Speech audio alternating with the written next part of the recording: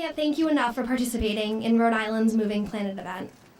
So without further ado, it's my pleasure to introduce to you Nicholas Oliver from the Sierra Club.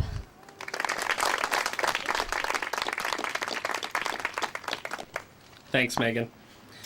So everyone, welcome to Moving Planet Rhode Island.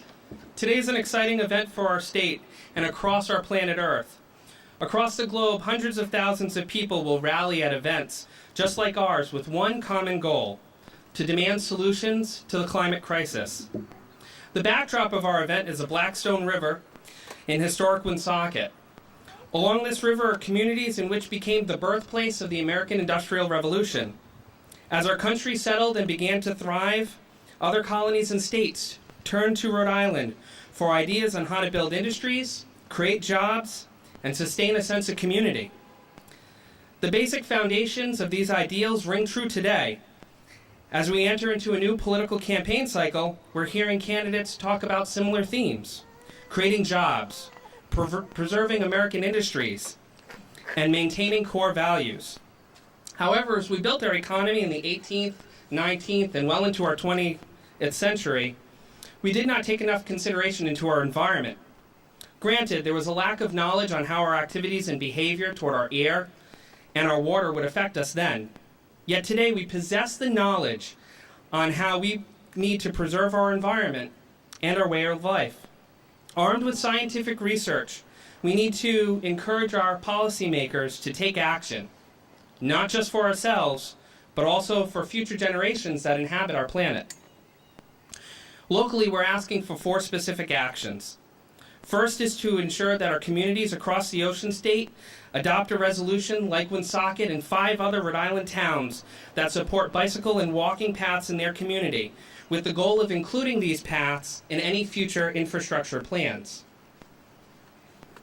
The second is to preserve our transit system by fighting any funding or service cuts to RIPTA, because it creates job losses and leaves people stranded from living their daily lives.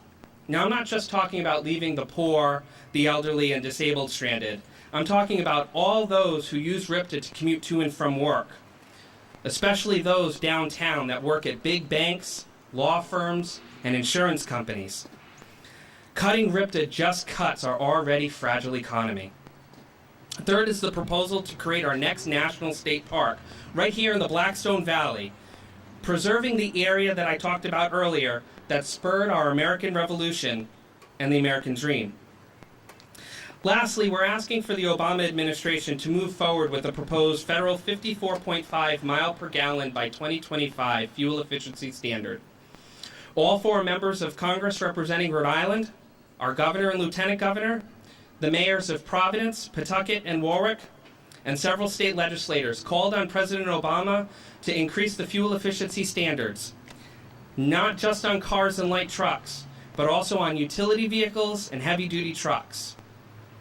This will reduce our dependency on foreign oil, save us money at the gas pump, and develop green jobs to spur technology to create alternative energy for the things we use daily.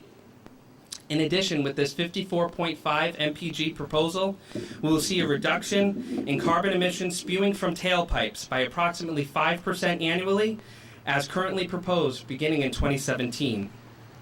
Our call for President Obama is to not delay this proposal any further. Rhode Islanders could have saved up to $474 this summer alone if this standard was enacted today. I don't know about you, but I could have used some extra money in my pocket this summer. What do you guys think? Yeah, right? Speaking of fuel-efficient cars, as you see on our lot is a 2012 Chevy Volt, courtesy of Simon Chevrolet. Please thank them. As you've heard, that this car isn't even on the market yet. So all of you will be the first in Rhode Island to see the future of personal transportation.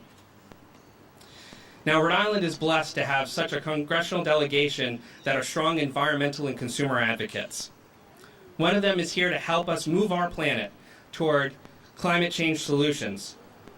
In May, when gas prices were reaching toward $4 a gallon, Congressman David Cicilline called on his colleagues on the House floor to stand by the American people who are struggling in this economy and start seeking solutions on our oil addiction, our foreign oil dependency, and the rising cost to fill up our gas tanks to go to and from work and school. Congressman Cicilline was one of the first members of Congress to call on President Obama and his administration to enact the 54.5 MPG standard to help us save money and breathe cleaner air. Thank you, Congressman, for all of your hard work and advocacy. Without further ado, I'd like to introduce our environmental and consumer champion representing the 1st District, a congressional district for the state of Rhode Island, Congressman David Cicilline. Thank you very much.